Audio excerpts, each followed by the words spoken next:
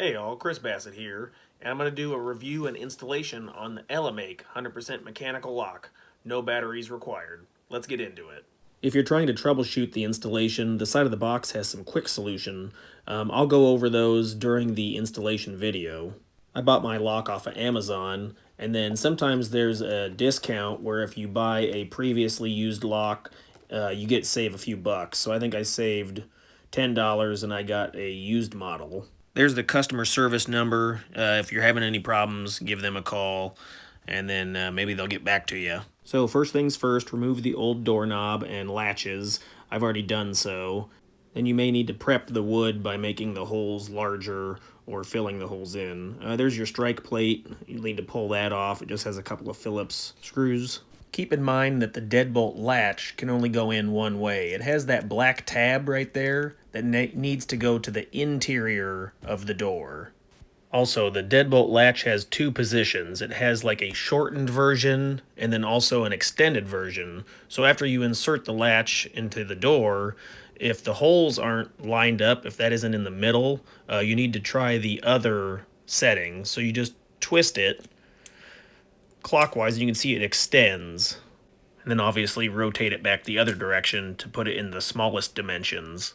I had to use a wood chisel to carve out some of the door since it's a solid door. That way the latch would fit inside. And then you can see in the extended version everything lines up. It looks like it's centered.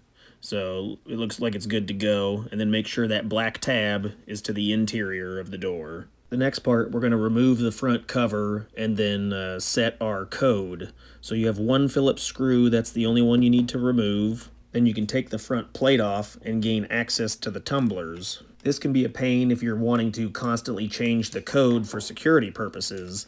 You have to remove that plate every time you want to change it. Also, the color of the tumblers is what activates what the code numbers are. So the gold tumblers will be the code that you set, and the silver are the blank tumblers. That means the code has to be between 4 and 8 digits. You want to make sure that all the tumblers are raised. So turn the knob counterclockwise, and then all the tumblers should come out of the face. They should be raised away from the face, and then you know that the code is reset. You can then take the tweezers and remove the tumblers and install whatever code you choose. For purposes, I'm going to use the code 1234. So I'm going to rearrange the tumblers so that only 1, 2, 3, 4 are gold and the rest are silver, and that will set the code up to be 1, 2, 3, 4. Now keep in mind you don't have to push the buttons in that exact order. You could do 2, 3, 4, 1, but as long as those 4 numbers are pressed, that will unlock your door. Once you've tested it a few times and made sure that the door locks and unlocks after activating the tumblers, go ahead and put the faceplate back on and then secure it with your Phillips screw. Go ahead and take your front cover and install the shaft through the deadbolt latch. It's a square shape, so it should be relatively easily installed. May have to wiggle it back and forth and get the holes lined up properly.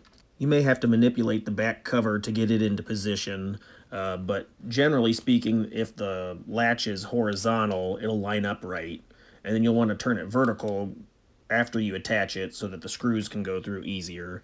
That black cover gasket also goes between the door and the back cover. I'd turn the latch a few times to make sure it's working, and then go ahead and screw it down tight. Use the long screws for this. I was having trouble with the strike plate and the deadbolt, so I did have to kind of shave some of the wood out and drop the strike plate down like 1/4 of an inch. The deadbolt hole was also too shallow, so I had to shave that out so that the hole was deeper, and that allowed the deadbolt mechanism to fully open and fully close. The instructions were pretty specific on the fact the door needed to, fully open and fully close to be activated. Only like halfway turns would cause a malfunction. So with everything assembled, go ahead and enter your code and then turn your doorknob. There you go. Good to go. Hey, check out this other video right here. There's an Amazon link down in the description.